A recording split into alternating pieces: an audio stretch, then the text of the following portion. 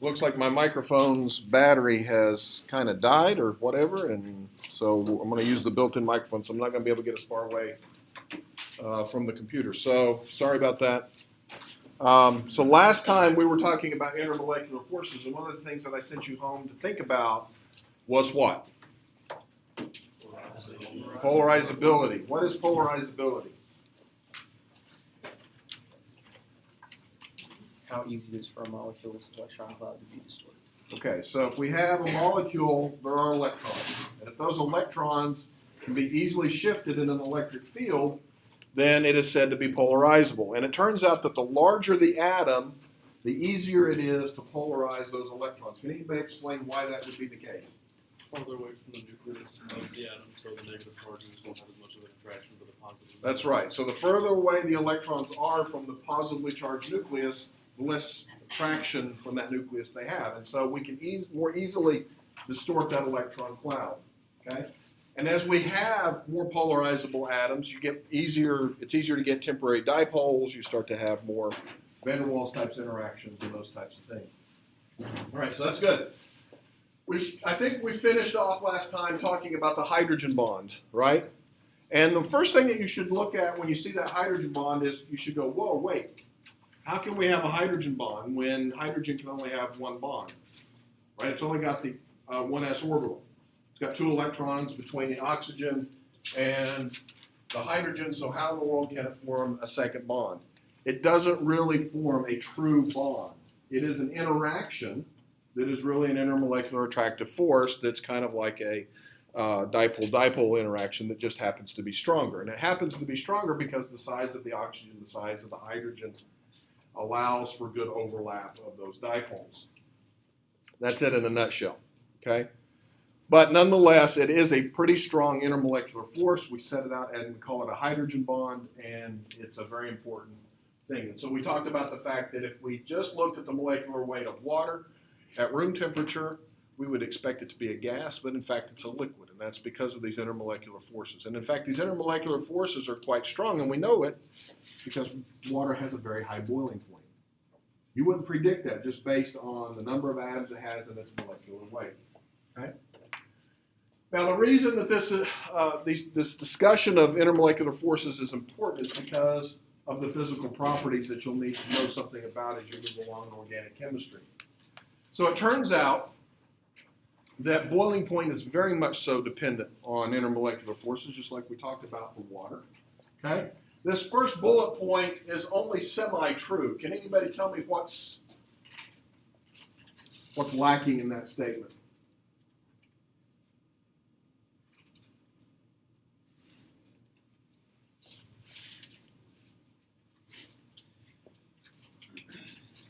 Is that a true statement completely? If I turn a liquid into a gas, is that boiling in and of itself? No. I can have a glass of water in here right now. You've got a bottle of water. Is it boiling? No. But above the surface of that water, there are water molecules that are in the gas state. Right now, we're breathing air that happens to have water vapor in it. Water's not boiling. So what else do we need in that definition for boiling? It's the point at which what? Vapor pressure is equal to the atmosphere. That's right. So when we heat up a liquid to where we get the vapor pressure equal to the atmospheric pressure, we observe what we see as boiling, right? Boiling is a specific point. It is not a constant. Boiling changes with elevation, changes with pressure, right? But nonetheless, it's a physical property, okay? We need to add energy into a system to get something to boil. That energy can come from a flame, a stove, it can come from the temperature of the room, depending on the type of liquid that we're talking about, because we have to overcome those attractive forces. We have to overcome those van der Waals forces, those dipole-dipole, those hydrogen bonds, depending on what type of liquid we have. And of course, the stronger the intermolecular forces, the higher the boiling point. So you would expect that compounds that are approximately the same size, that is, approximately the same molecular formula, approximately the same molecular weight, okay? If all they have is van der Waals forces, those are going to have lower boiling points than compounds of similar size that have dipole-dipole interactions. And those are going to have lower boiling points than similar sized molecules that can actually form hydrogen bonds. And we can conduct this experiment with a molecule something like this, okay? So here we have 3 different molecules, okay? They're all about the same molecular weight. They're all about the same size, but they have different intermolecular attractions. Pentane has a boiling point of 36 degrees. Does anybody know what your body temperature is in terms of Celsius? About 23.6. A little higher. It's about 37. It's about 37 degrees. You can literally boil pentane by your body temperature. Okay? It can happen. In fact, some of those neat little hand boiler things that you've probably seen demonstrated, I think some of them actually contain pentane. And they put a little bit of a vacuum on it, and you hold it in your hand, and then you see it boil. Okay? So what kind of intermolecular force does pentane have? And only van der Waals, right? And so we see that pentane has a boiling point of about 36 degrees. We go to butanal, which is an aldehyde. So it has, what's the functional group for an aldehyde? It's got a carbonyl and what else? It's got an O. It's got double bond O and a hydrogen and a not an alcohol. That would be a carboxylic acid. And a carbon, right? So it's carbon bound to a carbonyl with a hydrogen attached to it. Okay. What kind of interactions does it have? It has dipole and van der Waals. Okay, everything has van der Waals, so you can't just ignore it. But notice what happens to the boiling point, going from something that is just pure van der Waals to something that now adds dipole. What happens to the temperature approximately? Yeah, but by about how much? Approximately. Well, more or less it doubles, right? Now if I go from pentane to butanal, which now has what kind of intermolecular forces? And now it has, in addition to the others, hydrogen bonding, right? And so what happens approximately to the boiling point? More or less it triples, right? And in organic chemistry, that's the cool thing about organic chemistry, we get to use rough numbers a lot, okay? It approximately triples in terms of the boiling point. That's a big difference.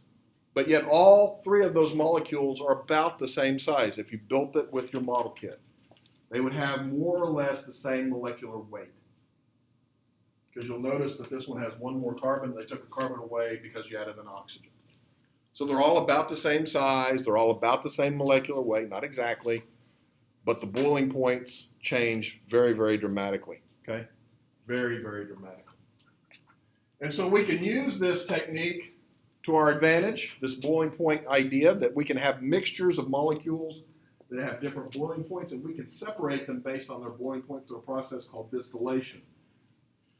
In the next couple of weeks, you all will be doing an experiment in laboratory where you are going to separate compounds based on their boiling point.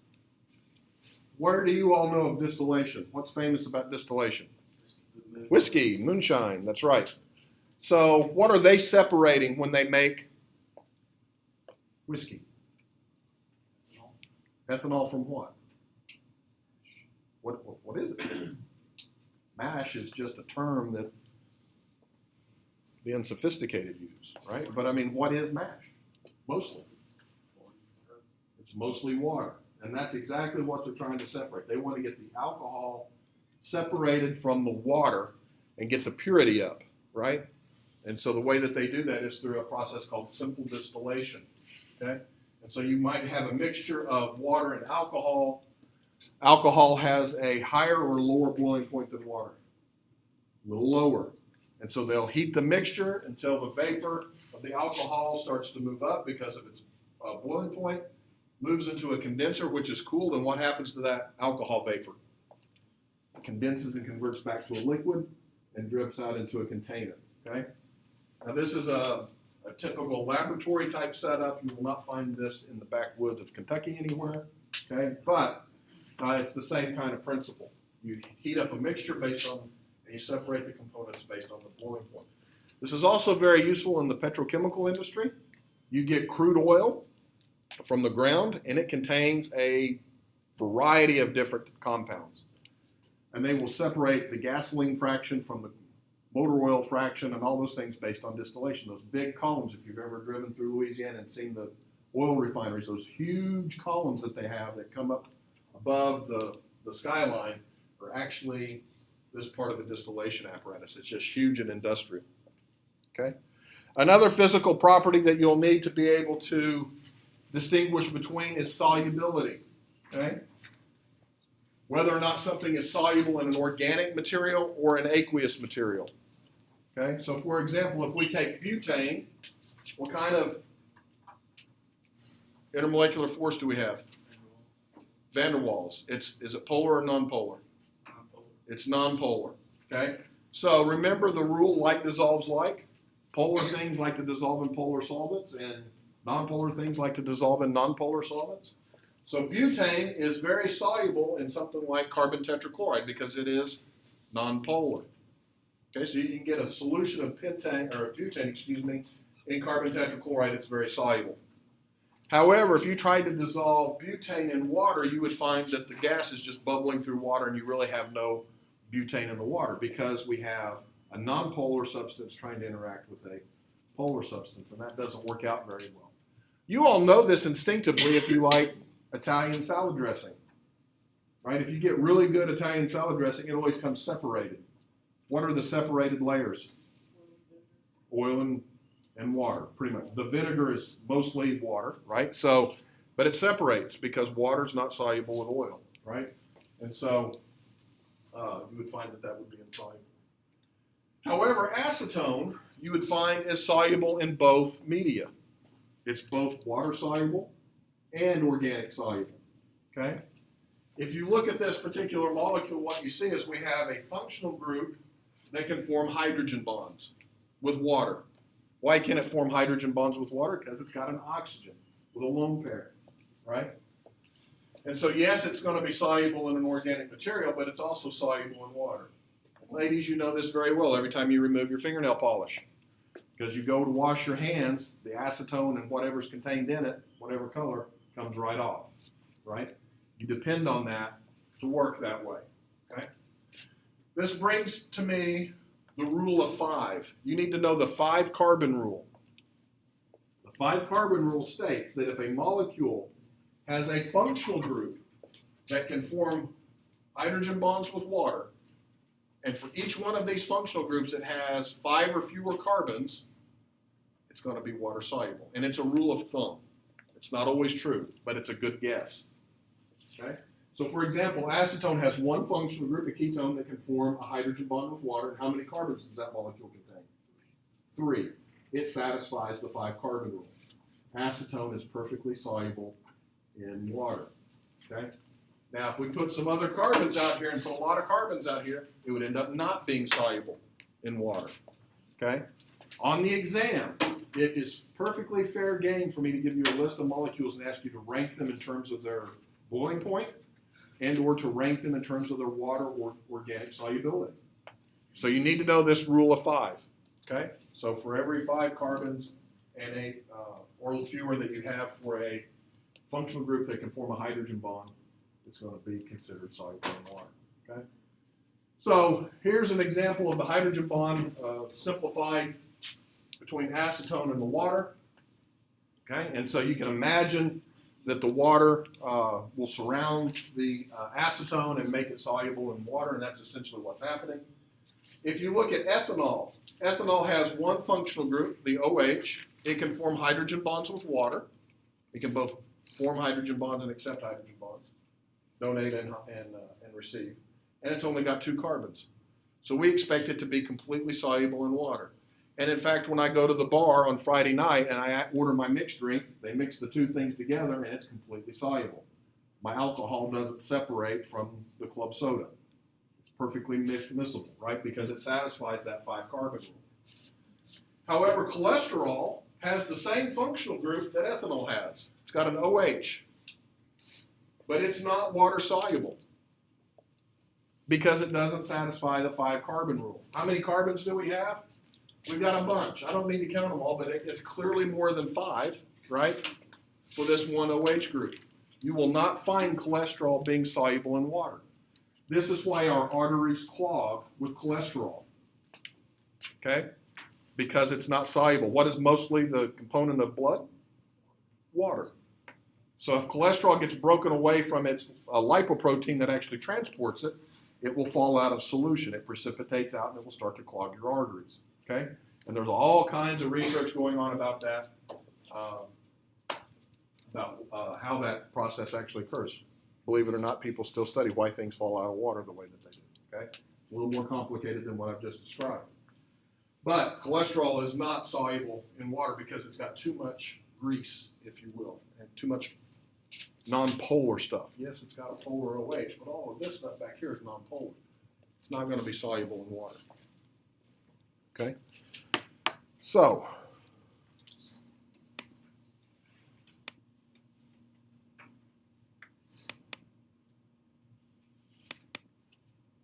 let's continue on to the stuff that we need to talk about today.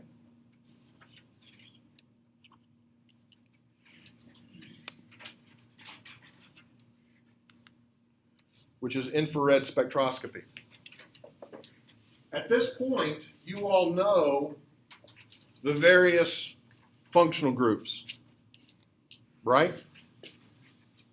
We've got functional groups that contain the carbonyl, like aldehydes, ketones, carboxylic acids, esters. We've got alcohols, we've got ethers, we've got amides, we've got amines, we've got thiols, sulfides. All those functional groups we've been talking about. Now, if I gave each and every one of you a molecule with a different functional group and asked you to identify it, at this point you have no tools in your toolbox to do that. None.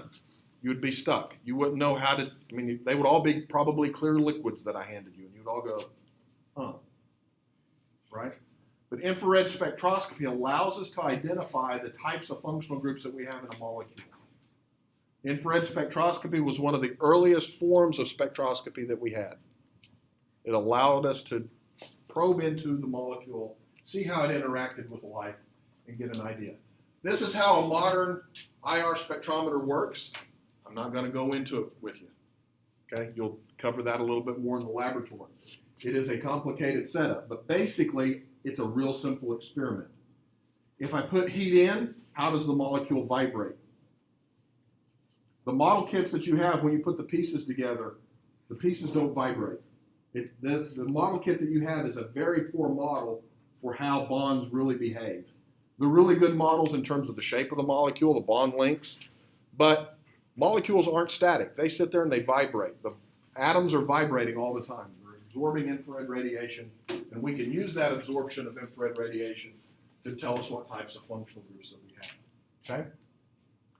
Now, you probably learned in general chemistry and physics in high school, or physics here if you've taken physics, that there is an electromagnetic spectrum. Okay? Organic chemists are really, really interested in this infrared region. When you hear the word infrared, what do you all think of?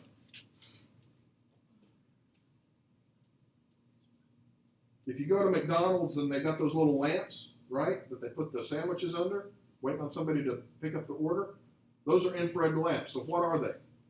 Heat. They're heat. That's right. We're going to heat up the sample with infrared light, and we're going to see how it vibrates. Okay? McDonald's keeps their hamburgers warm by infrared spectroscopy, really. Okay? Water starts to vibrate, it gets hot, and that's how the infrared lamps work. Okay? And so we don't really need to spend a whole lot of time on all of this other than to say that the infrared region is kind of like where you start to get vibrational and rotations out of bonds. Okay, so a bond is actually two atoms that are connected together by two electrons at minimum. You can think of that as two masses with a spring. That bond is like a spring, and it can vibrate. Okay, and you need infrared radiation for that bond to actually vibrate. It won't happen in the absence of it. Okay. So basically what happens is on the x-axis of an infrared spectrum, you have what's called the wave number, and it's in reciprocal centimeters. That's the unit, okay? And what you need to know is that you're going to go from about 4,000 to somewhere around 600 or 700 back in that area, okay? And on the y-axis, we have what's called percent transmittance. What does transmittance mean? What does it mean to transmit something? To send it. That's right. So if I'm sending heat through a sample, the percent transmittance is how much of that heat actually makes it through the sample all the way through to my detector. If the molecule is absorbing a lot of that infrared radiation, what kind of percent transmittance might we expect? High number or low number? A low number, right? If that radiation is going through that sample and not getting absorbed, we would expect it to be around 100, right? 100%, because we do this in terms of percent, okay? And so when you see something up here, that means the molecule is not absorbing any of that radiation at that wavelength. If you see something kind of dip down, that means it started to absorb that radiation, okay? And so you get something that kind of looks like this. This is a spectrum, okay? So I can say that that's about, what, 3,500? Something is absorbing there. Some functional group is absorbing radiation there, and I can identify what that functional group is. This one's absorbing an awful lot, right? I can say that, well, what would that be? That'd be about 1,700-ish, right? Something is absorbing very strongly there. There's a functional group there that's absorbing radiation quite strongly. When I look at this spectrum, I can actually see what the molecule looks like, at least its functional groups. I know that the molecule has certain functional groups. I know that it has some type of alcohol, and I know that it has some type of carbonyl. Right now, what do you see? Right? You just see some dips. But after some practice, I promise you'll start to look at these spectra and you'll be able to identify functional groups within a molecule. Okay? It's a very, very important technique for you to master. And the only way you can master these is by practicing and working problems. Okay? But we've got some things that are actually pretty easy to remember, and we'll get you through this pretty painlessly, actually. This is one of the easiest spectroscopy techniques for undergraduates to master. Okay. How many of you know what Hooke's law is? Or ever heard that term before? It has to do with springs. That's exactly right. It's in physics, right? If you take a mass 1 and a mass 2, you connect them by a spring, it vibrates with a certain frequency, okay? It always vibrates with that same frequency, okay? That's Hooke's law. Well, mass 1, mass 2 in a spring is the same thing as atom 1, atom 2 in a bond. Hooke's law applies to molecules and their vibrations, okay? Now, it turns out the mathematical equation looks complicated, but it's actually quite simple. But I'm never going to ask you to solve the equation, okay? This is organic chemistry, not physical chemistry, okay? What I want you to recognize in this equation, however, is the following. The frequency of the vibration is directly proportional to the force constant. How stiff is the spring? That's really all it's saying. The frequency that you get is directly proportional, well, to the square root of the force constant, okay? So the stronger the bond, it'll appear at a different frequency. The weaker the bond, it'll appear at a different frequency. And we can figure this stuff out because the different functional groups have different bond strengths, okay? K is the force constant. Now, if you've ever solved this equation in physics, great. You'll never have to solve it in here. Okay? You just need to know how to use it to solve problems of structure. Okay? So, we'll spend too much more time on that. So if we think about it, we have two atoms and a bond. Okay? And it's in a particular vibrational state. If we put energy into it, that bond will stretch. If and only if, what? Pardon? It does need to be polar for us to observe it in infrared spectroscopy. That's true. But it will absorb that radiation if and only if the bond stretching frequency matches the frequency of the radiation. This is a quantized thing. A bond will not absorb all wavelengths of radiation. It has to be matched to its vibrational frequency. Okay? That's an oversimplification, but this is because of quantum theory. Okay? You can't put in just any old wavelength of radiation and expect it to vibrate all the bonds. It just doesn't happen. And so those heat lamps that they use at McDonald's put out a whole lot of different frequencies of radiation so that it will vibrate the food quite efficiently. Okay? But that's not what we do in chemistry. We use a particular wavelength of the light, okay, or the heat. Now, this is the easy part, and you got to remember it.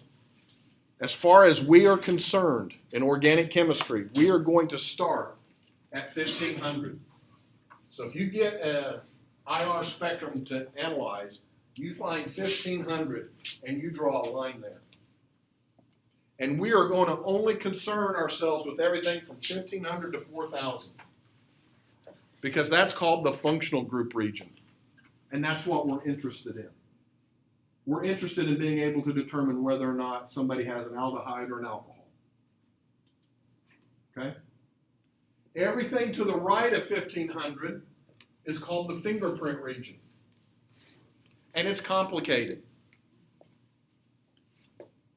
It's useful, but not to sophomore level organic chemistry. Okay? It is useful. And there will be some problems on sapling where you have to use the fingerprint region. I want you to understand how complicated that area can be. Okay? It's not there to punish you. I want you to see how difficult it can be. And so there's a few problems where you have to look up in tables where things happen in the functional or in the fingerprint region. Okay? From 1500 to about 2000, at 2000 you would draw another line. And everything that's in between 1500 and 2000, which is a jump of 500 units, right, wave numbers, is the sp2 region. Any functional group that has an sp2 hybridized atom, it will absorb in that wavelength region. So what kind of functional groups do we have that are sp2 hybridized? Things with carbonyls, carbon-carbon double bonds. Anything that's sp2 hybridized will appear in that region. Okay, so we just started at 1500 and we took a step to the, which direction? To the left by 500. We drew a line at 2000 and we said that's sp2. Now from 2000, how big of a step are we going to go over? We're going to go over 500 again to 2500. We're going to draw another line. This is the sp region. This is where we find things like carbon-carbon triple bonds and carbon-nitrogen triple bonds. Okay? That's where we'll find those. Now, somebody mentioned earlier that the polarity has to change. If I have a carbon-carbon triple bond and I stretch it, does the polarity change a lot? Not really, because carbon and carbon have the same electronegativity. So it's not going to, carbon-carbon triple bonds sometimes don't even show up. But if the two things that are on opposite sides are different, you'll see a little blip because the polarity doesn't change very much, but it does change some. However, a carbon-nitrogen triple bond, what happens if I stretch that carbon-nitrogen triple bond? Does the polarity change or stay the same? It changes, and changes a lot, right? And so it will be a stronger absorption. Okay? Everything from 2500 to 4000 is what we call the hydrogen region. This is where you'll find CH bonds, OH bonds, NH bonds. And with those three regions identified, the sp2, the sp, and the hydrogen region, you can piece together all the functional groups that you know right now quite easily.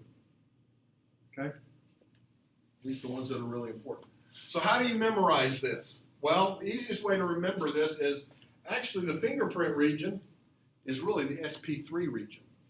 This is where you find sp3 hybridized carbon-oxygen bonds, carbon-carbon bonds, and just about every molecule has a lot of different types of sp3 bonds or sp3 carbons, and so this area becomes extremely complicated, and that's why we ignore it. Every molecule has tons of that kind of stuff. Okay, so you can really call this the sp3, and so it's sp3, sp2, sp hydrogen. That's all you have to remember, okay, in terms of remembering. And it turns out that on my exams, if you can remember the regions, you'll be able to answer the question. You don't have to get down into the table level. If you need to get down into the table level where you're looking between the difference of an ester and a ketone, I'll give you that information. Okay? I don't expect you to remember the IR frequency tables. It's just too much information. Know the regions. Okay? So where do we start? What wave number? 1500. And we move over to the left by how much? 500. And we call that the, and we move over an additional, 500. and we call that the, and then we move all the way over and we call that the hydrogen region. Right. Very good. See, you already know it. It's good. Now we just have to practice it and get really good at it. Okay? So I'm going to show you some stuff from tables to show you that the different function groups really do appear at different frequencies, okay? So for example, if you look at the bonds to hydrogen, so here's a carbon-hydrogen single bond, or a carbon-hydrogen bond, I should say. You have alkanes, which, what's the hybridization of the carbons for all alkanes? sp3. Notice that their frequency will be somewhere between 3000 and 2850. Alkenes, so the CH bond to an alkene where the carbon is what hybridization? sp2. Notice where its frequency is. It's a little bit higher than that. It's around 3000 to 3100. And an alkyne, what's the hybridization of the carbon? sp. Notice the frequency for that is higher than these two. It's around 3300. Okay? So it goes sp3, sp2, sp. It goes to the left. It goes to higher frequency. Okay? And it has to do with the fact that the bond strength, or the force constant, changes. Because those orbitals are different hybrids that overlap with the hydrogen, right? And sp3 looks more like a p orbital than an s orbital, right? So is it going to overlap really well with a hydrogen, or just okay? Just okay. But what about an sp? It looks more like a s orbital than it does a p orbital, and so the overlap is a lot better. It's a lot stronger. The force constant is higher. You get a higher frequency. Okay. Carbon-carbon double bond, or carbon-carbon bonds, kind of the same type of thing. Okay. Carbon-carbon single bonds. Where would that be? What region? That's the fingerprint. But when we get to carbon-carbon double bonds, we'll find those between 1600 and 1680. And carbon-carbon triple bonds, we'll find those around 2100 to 2250. Okay? If we look at carbon-nitrogen bonds, we got single, double, and triple. The single bond's going to be in the fingerprint region. This is going to be in the sp2 region. But notice it's different than a carbon-carbon double bond by a little bit, right? And the triple bond is going to be in that sp region, okay? And so we have increasing force constants, we have increasing bond strengths. We can see how that shifts, okay? This is something that you will find in your book. You can actually get some details, a lot of details. Actually interpreting this can be quite complicated, okay? But it doesn't have to be that complicated in a class like this, okay? And so we'll be able to find the different function groups by looking at an infrared spectrum pretty straightforward, okay? So let's look at some actual examples. And before I throw up the spectrum, predict for me the region in which we're going to find the absorptions that we're going to need to pay attention to. So for something like octane, where would we expect to see stretches? What region? I will definitely see something in the fingerprint region, but that's not going to tell me what kind of functional group I have here. The hydrogen region, right? And it's going to be all sp3 hybridized kind of stuff. So the spectrum for octane would look something like this. You see all of these CH bonds kind of vibrating in the same region, somewhere around 2900. Okay? Notice there's 1500. All this is fingerprint. Okay? So yeah, there's this carbon-carbon CH bending and some bending modes and carbon-carbon bond stretching and all that kind of stuff is going to be in there. But it doesn't really tell us a whole lot. Now, if we remove 2 hydrogens, we would add a unit of what? Unsaturation, right? Would the functional group change? Yes. Right, would have a double bond, right? So 1 hexene's kind of similar to octane, except now it's got a carbon-carbon double bond, right? Where would we expect to see stretching in this for this molecule? We'd see stuff in the sp2 and the hydrogen region. Would we see just one thing in the hydrogen region, or would we now start to see multiple things in the hydrogen region? We would, because we have sp3 hybridized CH bonds, and we've got sp2. And remember, those will be a little different. So we will expect to see different types of stuff in the hydrogen region. And in fact, that's what we see. So again, here's 1500. All that we're going to ignore. Notice I've got something here between 1500 and 2000, right there, right? So we see that carbon-carbon double bond stretch. Would you call that a strong stretch or a weak stretch? Or moderate? It is moderate. This is what I would call weak. That's kind of moderate. Notice it's not going all the way down to the bottom like this. The reason is because carbon and carbon have the same electronegativity, and when I stretch them, the dipole doesn't change much. But the carbon-carbon bond is not symmetrical. This is a CH2. This is a CH with some other thing attached to it. So when I stretch it, there will be a slight change in dipole, not a huge. And so I'll end up seeing the stretch. What am I seeing here? At around just under 3,000. Which CHs am I seeing? sp3s or sp2s? I'm seeing the sp3s. And notice I see a lot of them. That's why I get a big blob. But just to the left of that, I see another stretch. That's the hydrogens attached to the alkene, because they're sp2 hybridized. So I know I have 2 different types of hydrogen in this molecule. I have hydrogen that's attached to sp3 hybridized carbon, and I have hydrogen that's attached to sp2 hybridized carbon. Now, if I remove another unit of unsaturation, I'll get a triple bond, right? So let's look at 1 hexyne. Where would I expect to see the stretching now? In the sp region and the hydrogen region again, right? So, again, here's 1500. We're going to ignore all that. From 1500 to 2000, there's really nothing there. I'm not really seeing anything. But between 2000 and 2500, there's a little stretch right there. That's that carbon-carbon triple bond. It's in the right region where it needs to be. And when I look at the hydrogen region, there's my sp, which hydrogens?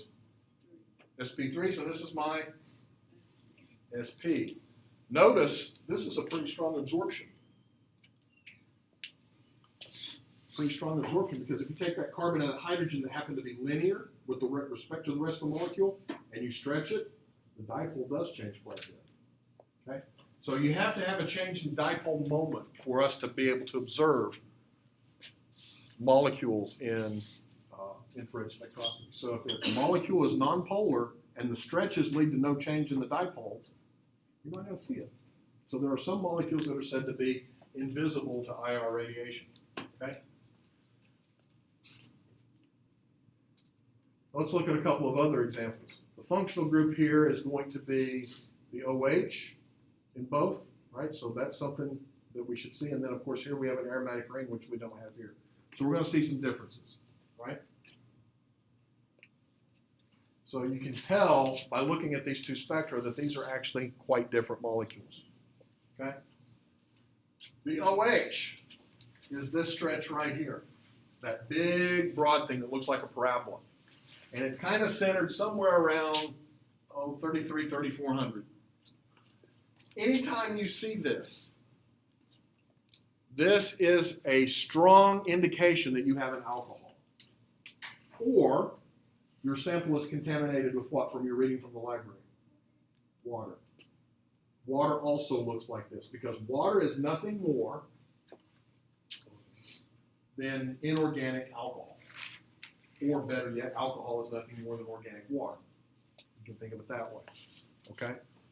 And so, anytime you see this, that's going to be a good sign that you have some type of alcohol. So we have the alcohol, we have hydrogens that are all sp3 hybridized. That's where we would expect to see them. And then there's really nothing else in the functional group region.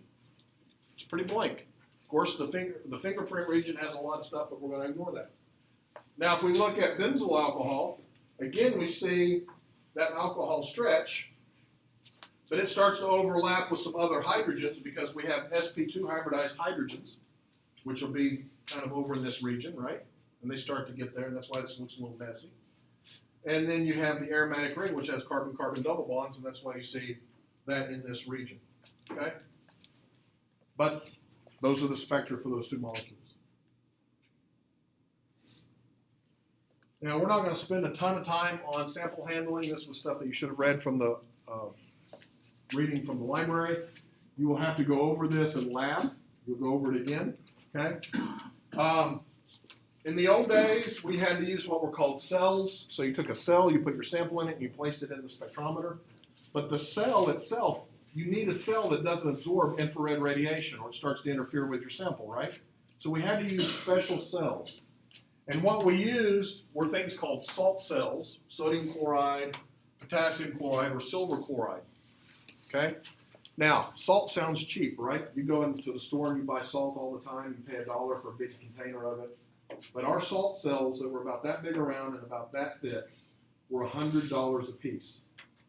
And students would take these salt cells, put their sample on it, and drop them. Salt is brittle and it breaks. And we went through a lot of salt cells. We no longer use an instrument that uses cells like this. We actually have instruments that use diamond anvils. There's a little tiny diamond crystal. You place your sample on and you never have to touch a cell. The other thing is that when we would tell students, you need to clean your cell, when you think of clean, what do you think of? Water. What happens to salt when you place it in water? It dissolves. So all of a sudden we had $100 salt cells being dissolved in a little bit of water making 50-cent brine. Didn't work out too well for us. Diamond does not dissolve in water. So we use diamond anvils today. Okay? But nonetheless, back in the old days, you used these so-called salt cells. And of course, the most expensive of them would be the silver chloride. Those were several $100s a piece. Quite frequently, back in the old days, you would take your sample and you would dissolve it in some sort of solvent to make it a liquid so that you could get it into the cell. But again, the liquid needed to be relatively transparent to infrared radiation. So only certain solvents would work. We typically use like carbon tetrachloride because it's nonpolar, and if everything stretches, the dipole doesn't really change that much. So it was pretty transparent. And we used carbon disulfide a lot, which kind of stink, but it worked. And it's carbon, double bond sulfur, so it's nonpolar. And so when it stretches, you didn't get a change in the dipole, you didn't get anything observing in the spectrum, so it didn't really interfere too much. The bad thing about using carbon disulfide is that you can literally take carbon disulfide in a beaker and pour it into another beaker and it will catch on fire.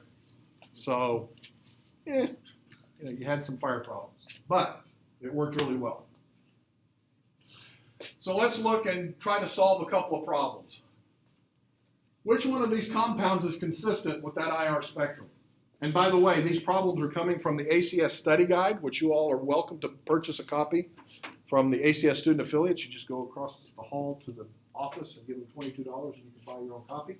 Or you can use the copy that I have on reserve in the library.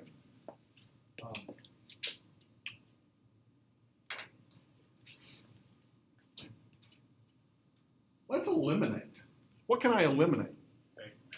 I can eliminate A. I can eliminate A because I don't see any OH, right? So what else can I do? Can I eliminate anything else? I can eliminate D, and why can I eliminate D? Because D, I would see a carbon-oxygen double bond, but I'd also see an OH. It's one functional group, but it actually has both pieces. Okay, and so it would show up, so we can eliminate. Now that leaves us with C and B, right? You just went from a 1 in 4 chance on your exam to a 50-50. That's always better odds. Any gambler knows that if the odds on a card game are 50-50, you go all in, right? So here you are, you're at 50-50 odds. Is it B or is it C? It